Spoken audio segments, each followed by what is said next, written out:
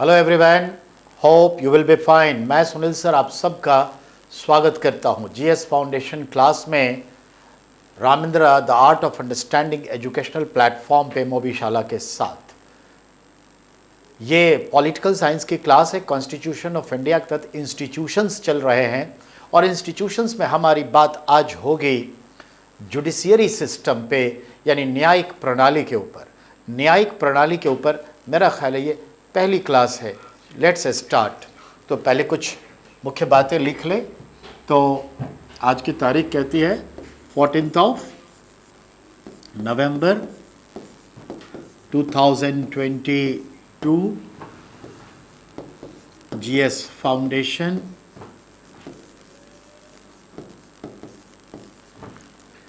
Class है ये।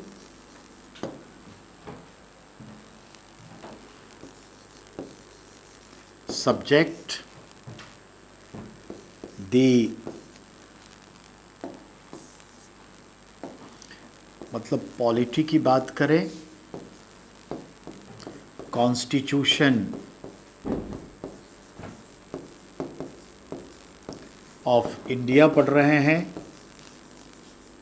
और हमारा जो सब टॉपिक है वो है आपका दी जुडिशियरी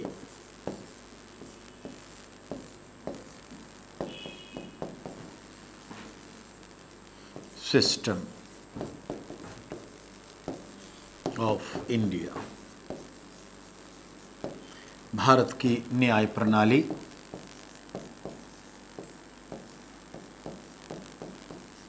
भारत की न्याय प्रणाली पे हमारा फोकस्ड है।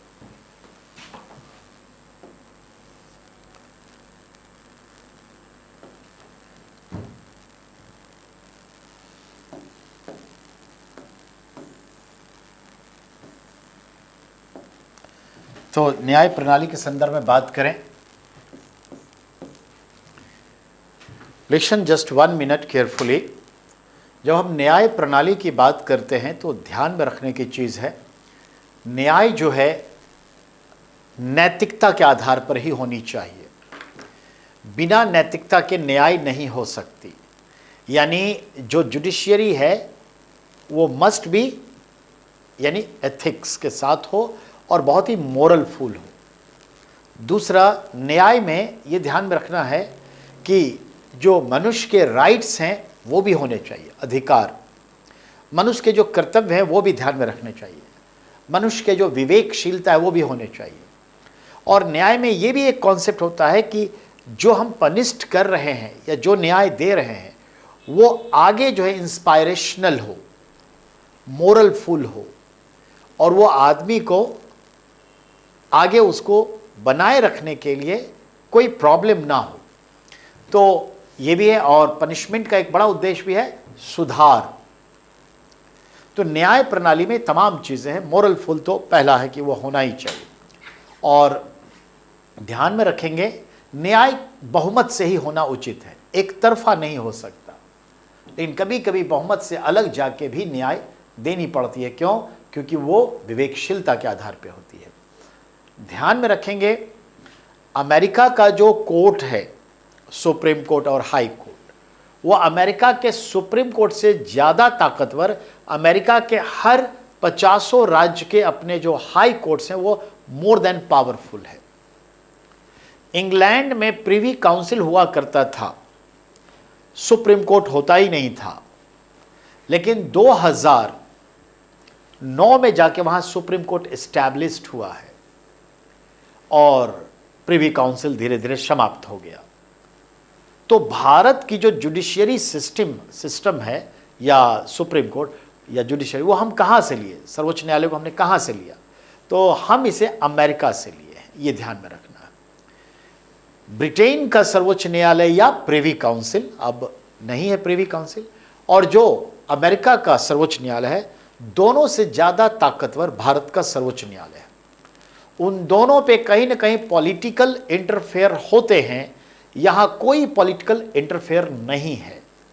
यानी ये ज़्यादा जो है एथिकफुल है, मोरलफुल है, ज़्यादा फ्रीडम है इसे नो डाउट्स ये ज़्यादा पावरफुल है। आइए तो जो सवाल है उसके दायरे में चले तो क्या क्या सवाल बनेंगे। तो सबसे पहले देखते हैं बेटा कि भारत का जो सर्वोच्च सत्ता है 3 जगह केंद्रित होती है। तो याद रखिएगा, दी constitution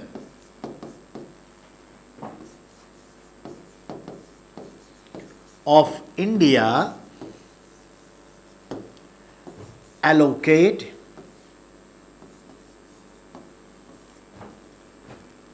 all powers in 3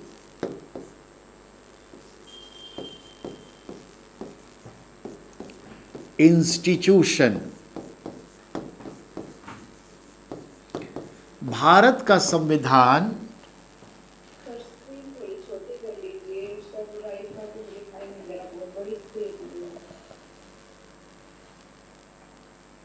Ravi जरा इस चीज को देखिए बेटा। तो 3 इंस्टीट्यूशंस, तो भारत का जो संविधान है तमाम संवैधानिक शक्तियों को 3 भागों में बांटकर वितरण करता है, 3 इंस्टीट्यूशन संस्थानों को देता है। एक इंस्टीट्यूशन है legislature,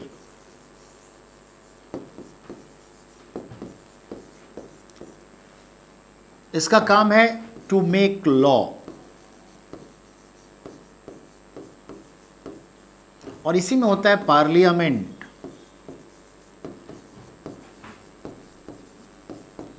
and state legislature.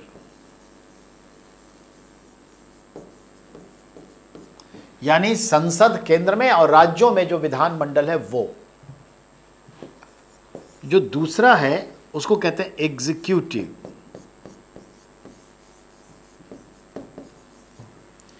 Executive जो इंस्टीट्यूशन है, बॉडी है, इसका काम है टू अप्लाई लॉ, यानी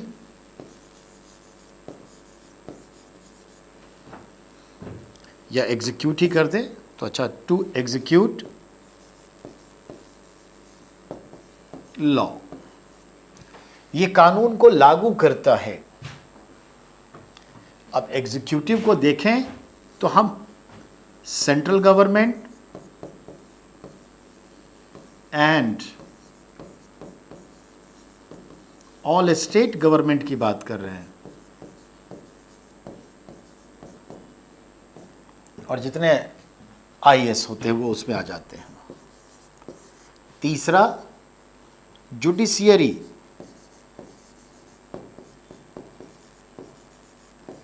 इसको दिया to maintain law, to punished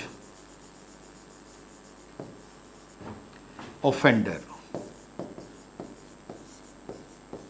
बेटा जो कानून तोड़ता है उसको दंड देने का काम और इस तरह से कानून का पालन करवाने का काम, टू मेंटेन, टू ओबे। तो ये 3 इंस्टीट्यूशंस हैं जिसको ये मिला हुआ है राइट्स, और ये डायरेक्ट राइट्स कॉन्स्टिट्यूशन से तीनों को मिलता है। बेटा इन्हीं में से हम जो है पढ़ने जा रहे हैं, ये जुडिशियरी हम पढ़ने जा रहे हैं। आइए अब जुडिशरी पे आते हैं, पेज नंबर 2 पे आ जाते हैं।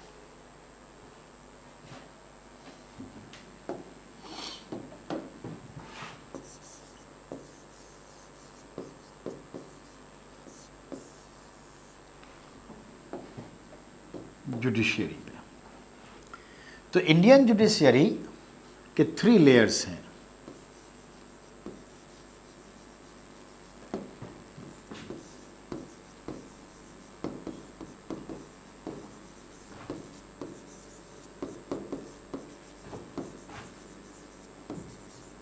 थ्री लेयर्स, इसके 3 स्तर हैं, यानी भारत की न्यायिक व्यवस्था त्रिस्तरीय है, त्रिस्तरीय। हम आप सब जानते हैं, पहला जिसको हम लोग कहते हैं दी सुप्रीम कोर्ट,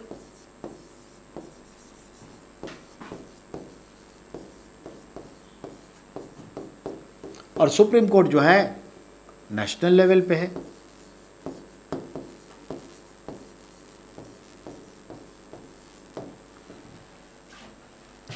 दूसरा जो है दी हाई कोर्ट्स, नाम से ही क्लियर है ये स्टेट लेवल पे है।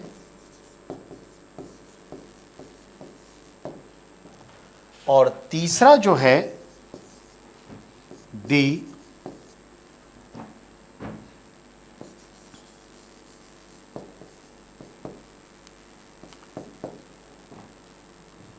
डिस्ट्रिक्ट सबऑर्डिनेट या सेशन, ठीक है, कोर्ट। ऑब्वियसली ये डिस्ट्रिक्ट लेवल पे है, दिख रहा है कि ये डिस्ट्रिक्ट लेवल पे है। तो ये 3 स्तरीय हैं। सर्वोच्च न्यायालय पूरे भारत के संदर्भ में, उच्च न्यायालय राज्य स्तर पे, जिला सहायक सत्र न्यायालय डिस्ट्रिक्ट लेवल पे, जिला स्तर पे, ये 3 है। Apart from number of courts हैं, apart from number of courts,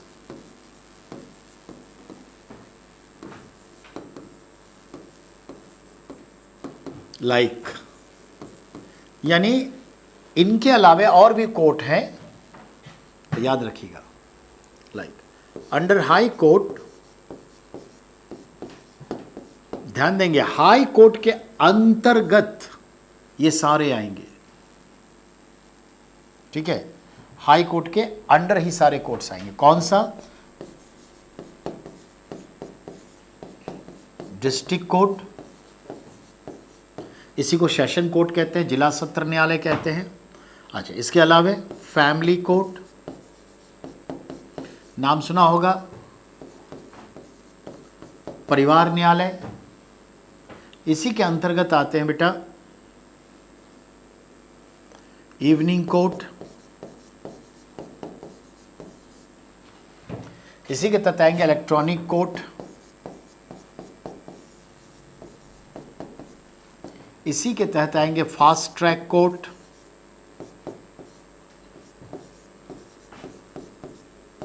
इसी के तहत आएंगे आपके क्या कहते हैं special court,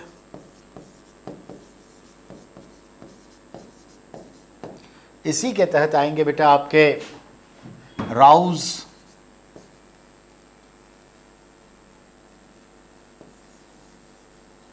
Rouse Avenue court, consumer court,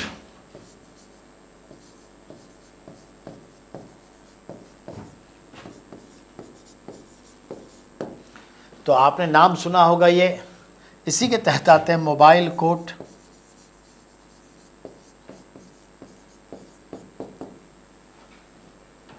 इसी के तहत आते हैं चिल्ड्रन कोर्ट,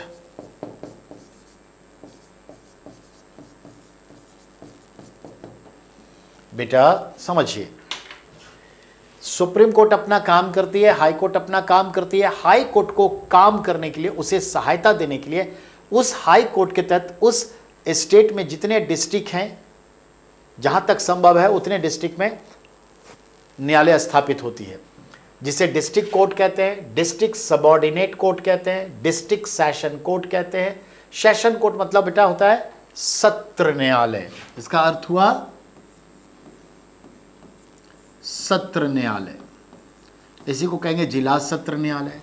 और इसका मतलब है जिला सहायक न्यायालय, जिला सबऑर्डिनेट मतलब होता है बेटा सहायक, इंग्लिश में पढ़ते होंगे subordinate clause, noun clause, adjective clause, adverbial clause, तो ये चीज़ है। तो हाई कोर्ट के अंडर ही काम करता है सारे डिस्ट्रिक्ट कोर्ट्स, सभी परिवार न्यायालय, सांध इवनिंग न्यायालय, इलेक्ट्रॉनिक न्यायालय, त्वरित कोर्ट, विशेष न्यायालय, राउज एवेन्यूज कोर्ट, उपभोक्ता न्यायालय, मोबाइल कोर्ट, चलता फिरता न्यायालय और बाल न्यायालय। तो ये बाल न्यायालय है, इसी को कहते हैं किशोर न्यायालय। किशोर न्यायालय भी इसको कहा जाएगा बेटा, ध्यान में रखेंगे। इसी को किशोर न्यायालय कहेंगे।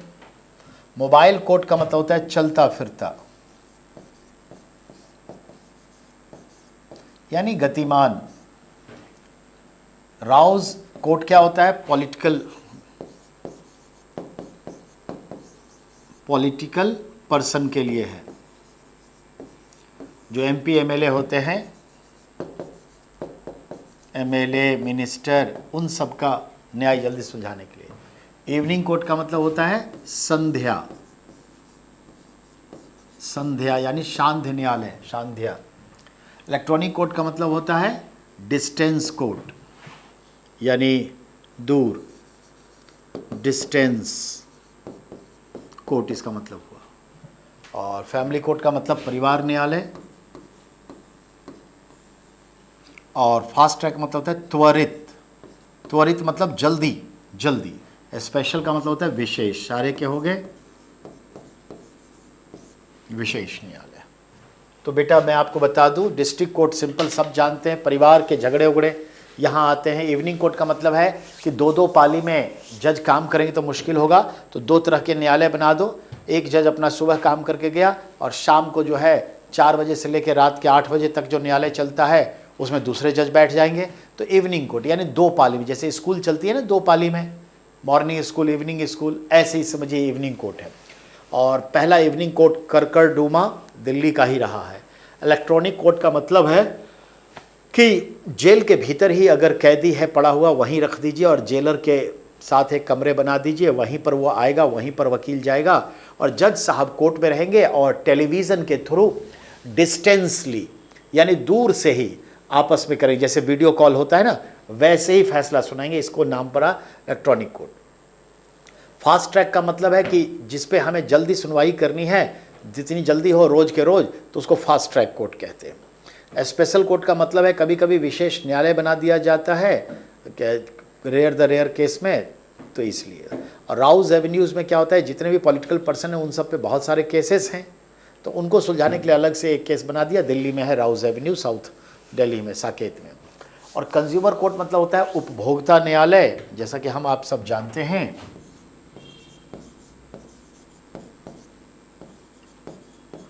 उपभोक्ता न्यायालय। और मोबाइल कोर्ट का मतलब चलता फिरता, जैसे मेवात मोबाइल कोर्ट मतलब मेवात सेशन कोर्ट जो था 2007 में ओपन हुआ, और ये डिस्ट्रिक्ट के हेडक्वार्टर से कोर्ट ही उठ के कहीं चली जाती थी, कहाँ, यानी ब्लॉक लेवल पे, तहसील पे, और वहीं पर सबको पहले ही संबंध दे दिया या बुला लिया और वहीं पर केस की सुनवाई।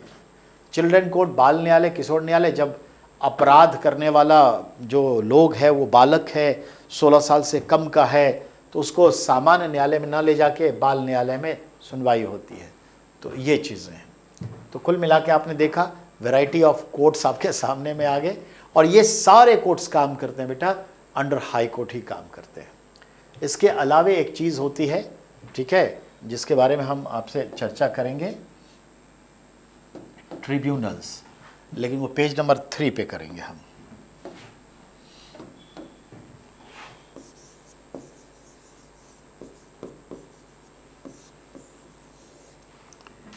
पेज नंबर 3 ये क्या कहलाता है? एक होता है ट्रिब्यूनल।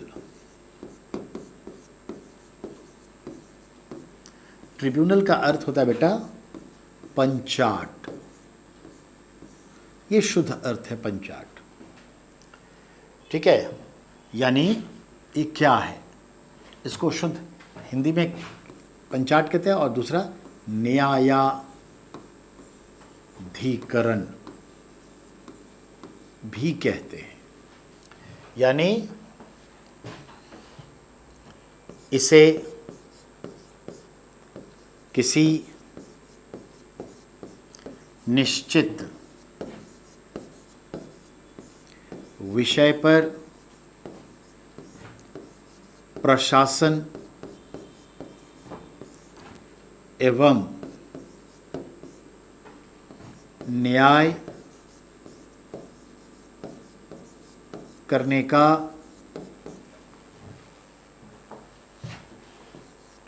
अधिकार होता है। यानी tribunal has power to administer and justice on definite topics, subjects, issues. तो अब कहेंगे सर समझे नहीं, एग्जाम्पल। तो सीधा एग्जाम्पल उठाते हैं, उससे तुरंत हम लोग समझ जाएंगे। ठीक है बेटा, एग्जाम्पल में पहला लीजिए। ठीक है, पहला आपके पास है 2 अक्टूबर 1985 को स्थापित हुआ कैट, CAT, कैट। कैट का फुल फॉर्म क्या होता है? सेंट्रल एडमिनिस्ट्रेटिव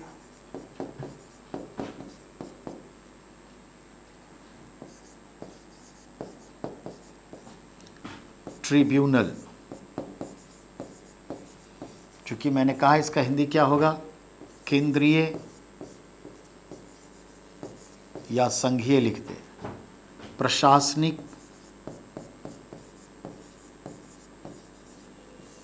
पंचाट, ये इसका नाम हुआ। बेटा केंद्र सरकार के जितने भी स्टाफ हैं, ऑफिसर से लेकर चपरासी तक, जो सेंट्रल गवर्नमेंट में काम करते हैं, उन सब से जुड़े नौकरी पेशे से जुड़े प्रमोशन, डिमोशन, सस्पेंशन या उम्र का या जाली प्रमाण पत्र, कुछ भी ऐसा होता है केस, तो यहाँ आता है। तो ये है बेटा आपका केंद्रीय प्रशासनिक पंचायत। दिल्ली में हेडक्वार्टर है और इसके कई सारे ब्रांचेस हैं, वो बताएंगे। दूसरा एक ग्रेट एग्जाम्पल ले लेते हैं बेटा जो आपको याद होगा, 2013 में न्यू दिल्ली में, ये न्यू दिल्ली में है कैट हेडक्वार्टर। 2013 में न्यू दिल्ली में आया क्या, आपको ये मालूम है? NGT, national green tribunal. इसको क्या बोलेंगे? राष्ट्रीय हरित पंचायत।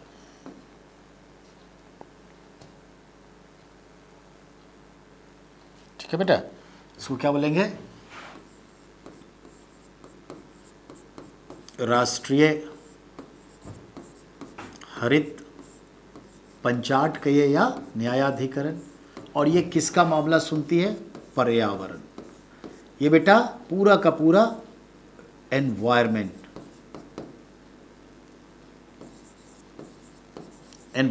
का मामला सुनती है। और बेटा कैट किसका मामला सुनती थी? तो सेंट्रल गवर्नमेंट के कर्मचारी, सेंट्रल स्टाफ। तो ये ऐसे और भी हैं, जैसे जितने भी रिवर वाटर ट्रिब्यूनल होते हैं, जैसे तीसरा रिवर वाटर ट्रिब्यूनल, समय समय पे सेटअप होता है। ये परमानेंट भी हो सकता है और अस्थायी भी हो सकता है। और एग्जाम्पल लीजिए रिवर वाटर ट्रिब्यूनल का, तो आप भी जानते हैं सतलुज, यमुना।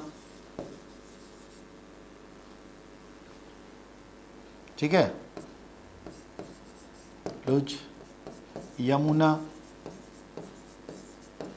इसके अलावे कावेरी रिवर वाटर,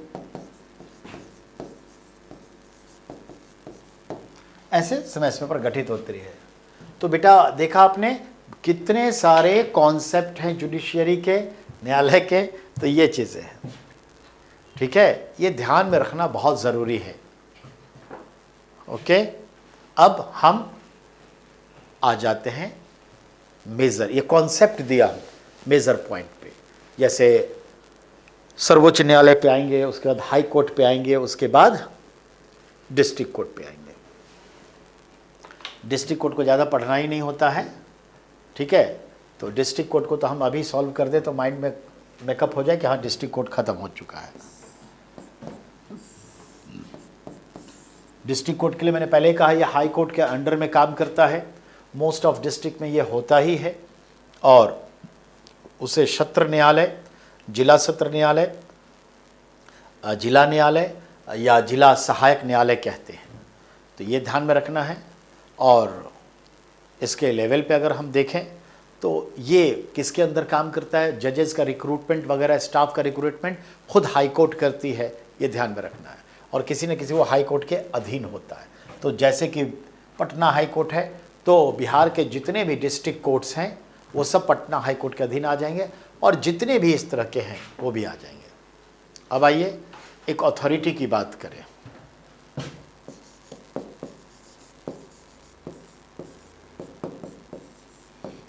एक प्राधिकरण है,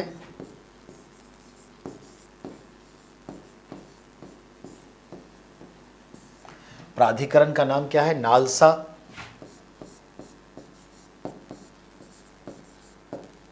एक का नाम है सालसा,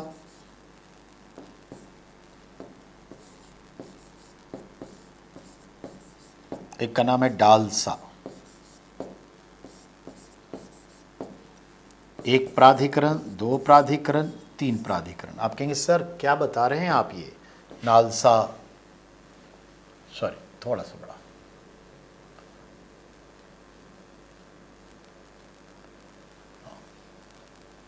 ये क्या बता रहे हैं, तो समझिए बेटा।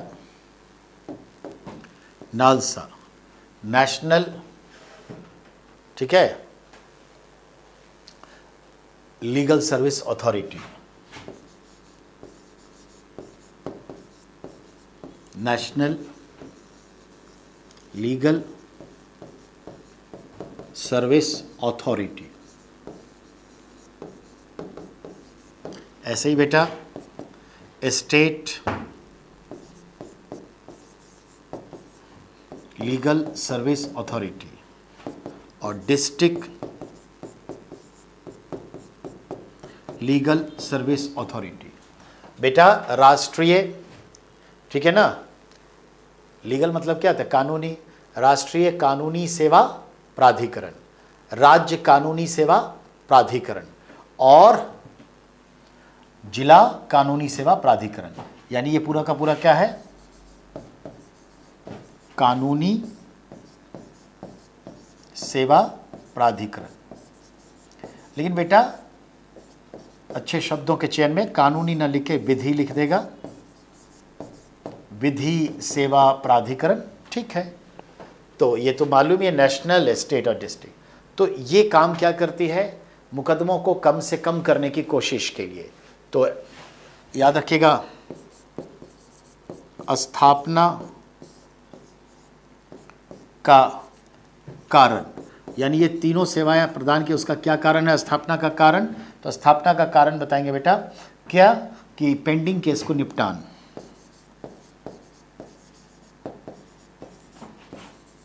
केस निपटान, जितना पेंडिंग केस है निपटना, जितना जल्दी हो केस को ख़त्म करना।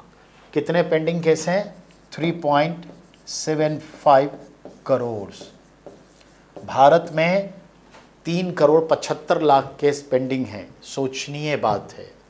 अच्छा, और यही जो है संस्था, यही अथॉरिटी क्या करती है मालूम है, अदालत लगाती है, जिसको कहते हैं जन अदालत।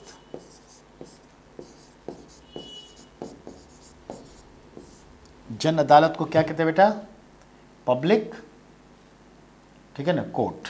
अब ये जन अदालत जो लगाती है, जनता की अदालत, कब, लास्ट सैटरडे,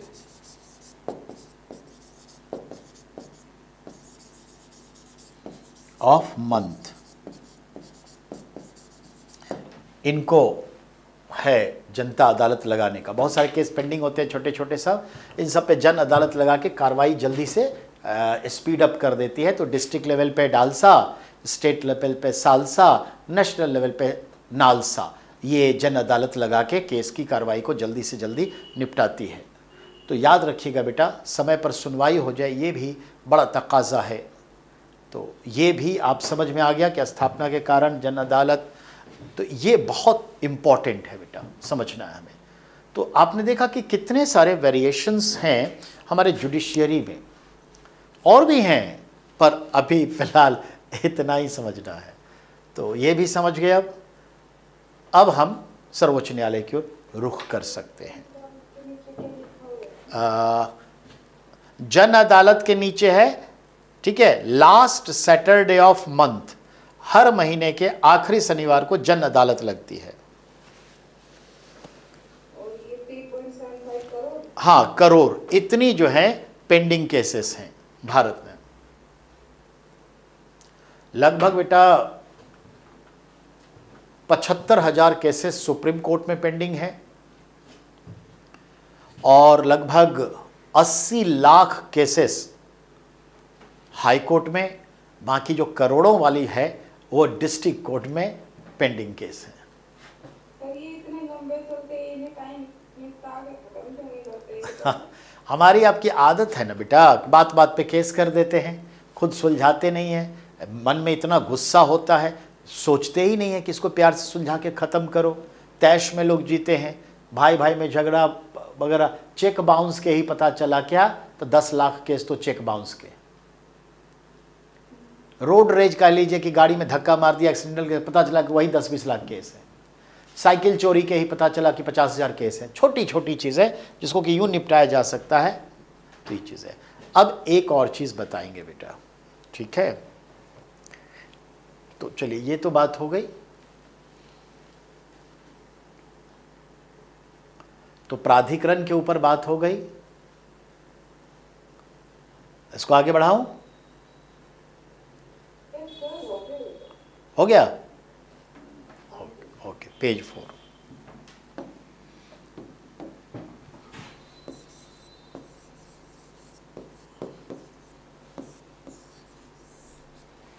पेज 4 पे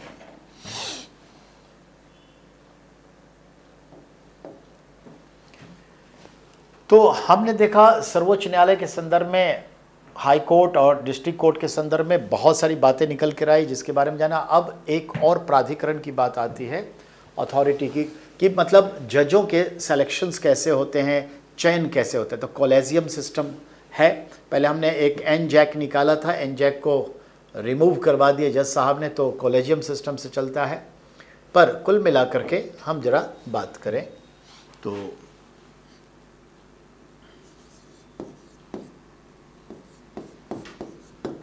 selection of judges of the Supreme Court and High Courts, सभी हाई कोर्ट्स और सुप्रीम कोर्ट में selection, not only selection, selection come transfer.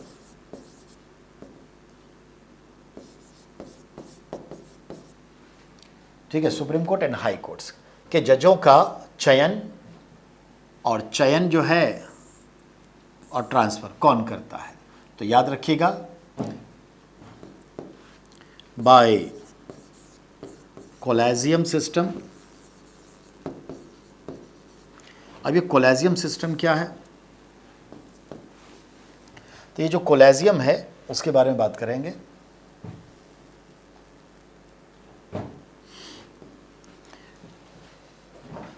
Bye collegium of the supreme court. अब इसमें क्या होते हैं, मेंबर्स होते हैं, 3 मेंबर्स होते हैं। एक होते हैं दी चीफ जस्टिस ऑफ इंडिया, दूसरे होते हैं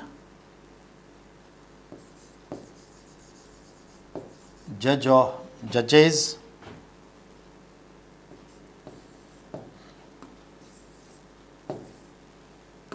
यानी 2 जजेस ऑफ द सुप्रीम कोर्ट। यही तीन मिलकर के अगला जो चीफ जस्टिस कौन बनेगा वो तय कर लेंगे, और ये भी तय करेंगे कि किसका ट्रांसफ़र करना है, किस कोर्ट से किस कोर्ट में, हाई कोर्ट के बीच, सुप्रीम कोर्ट के बीच, और किसे अगला जज बनाना है सुप्रीम कोर्ट का, हाई कोर्ट का।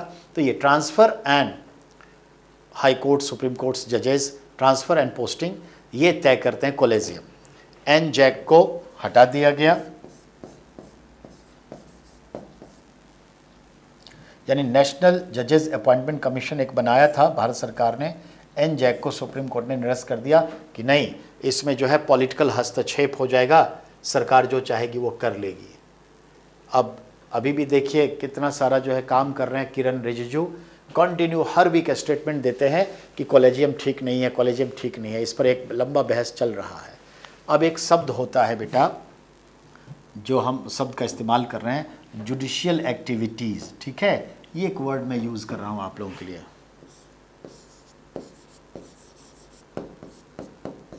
जुडिशियल एक्टिविटीज़,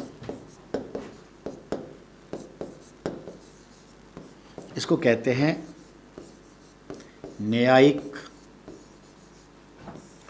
सक्रियता।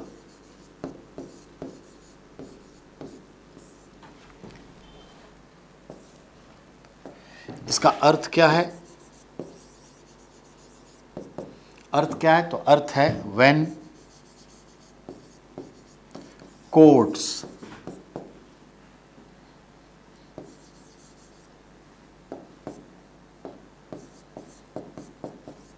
oftenly interfere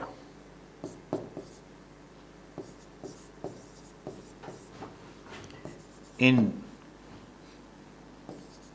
administrative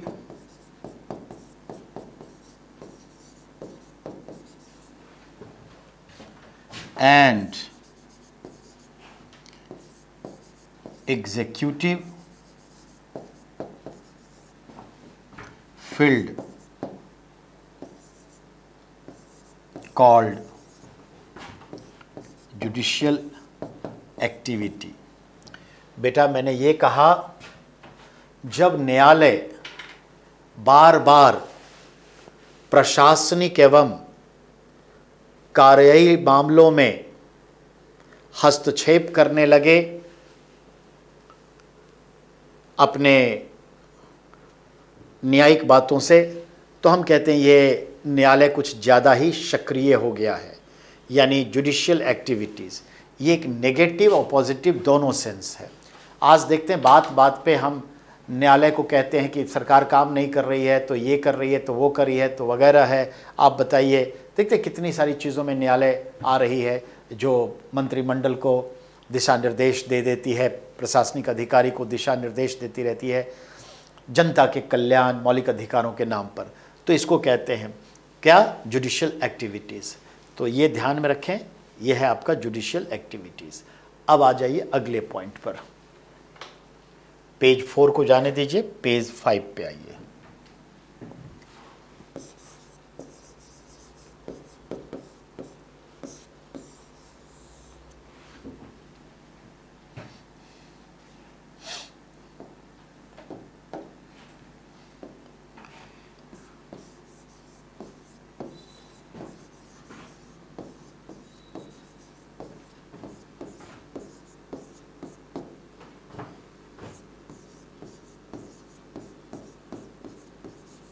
सर्वोच्च न्यायालय, यानी अब हम बात कर रहे हैं दी सुप्रीम कोर्ट, सर्वोच्च न्यायालय की। एक्चुअली इसका नाम क्या है? भारत का सर्वोच्च न्यायालय, भारत का the supreme Court of India, the supreme Court of India, ये इसका नाम है। तो क्या कहेंगे? भारत का सर्वोच्च न्यायालय, ये हुआ। अब इसके और भी नाम होंगे, ये ध्यान में रखिएगा। और भी नाम क्या होंगे, ये ध्यान में रखना है।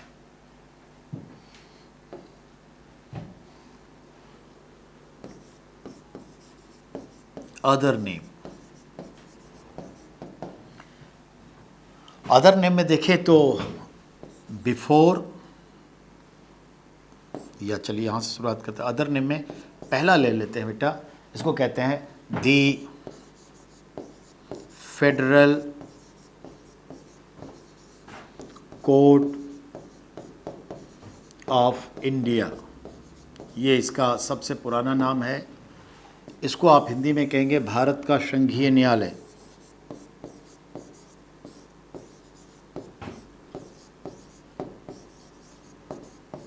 संघीय न्यायालय, ये नाम कब था? तो कहेंगे 1937 से 1949, 26 जनवरी, सॉरी 26 नवंबर, 26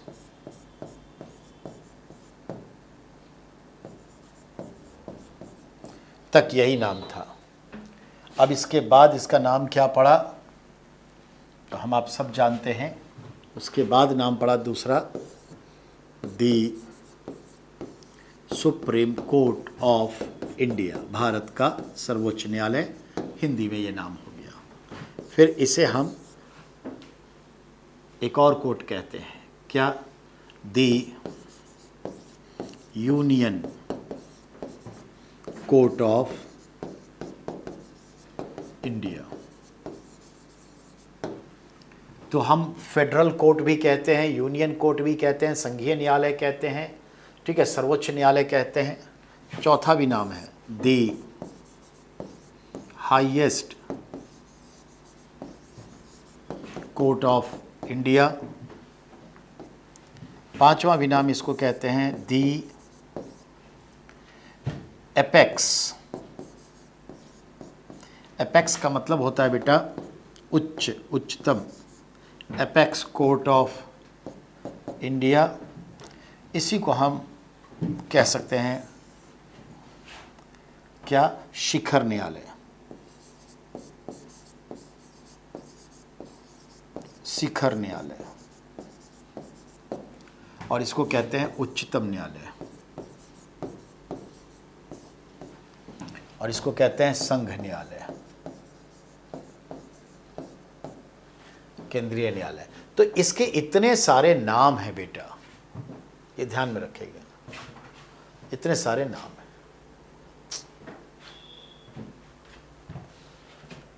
ठीक है, तो याद रखिएगा। अच्छा, स्टेटस क्या है इसका?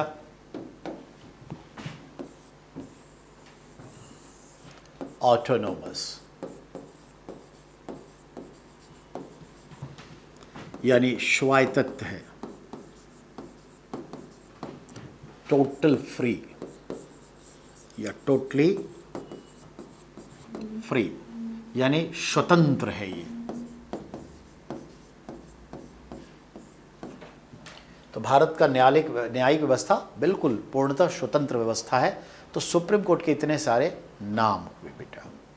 अब हम देखेंगे अगला पॉइंट में historical background of supreme court. तो पेज 5, पेज 6।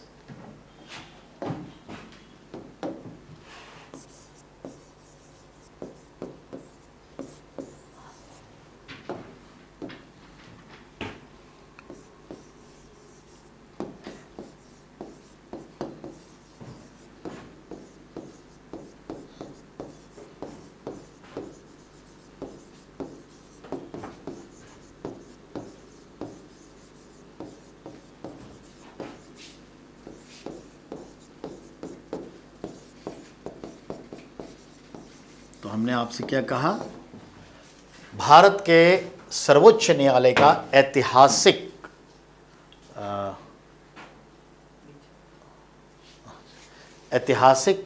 ठीक है बेटा, पृष्ठभूमि ये रहेगा। तो भारत के सर्वोच्च न्यायालय का ऐतिहासिक पृष्ठभूमि के संदर्भ में देखें तो हम लिख सकते हैं भारत के सर्वोच्च न्यायालय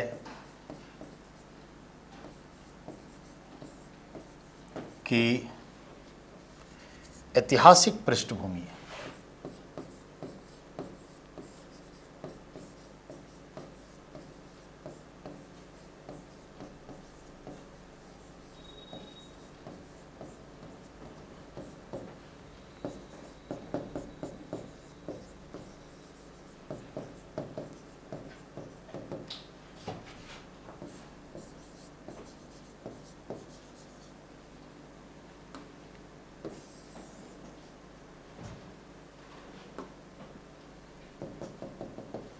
तो ये ध्यान में रखना है। तो बेटा आज हम इतने ही पे डिस्कस करें तो अच्छा है, क्योंकि अब आगे बढ़ना यानी एक लंबी प्रक्रिया में फंसना है और हम नहीं चाहते कि आप फंसें। तो नेक्स्ट क्लास जो हमारी होगी इसमें जुडिशरी सिस्टम कल फिनिश्ड हो जाएगी सारी की सारी, ठीक है।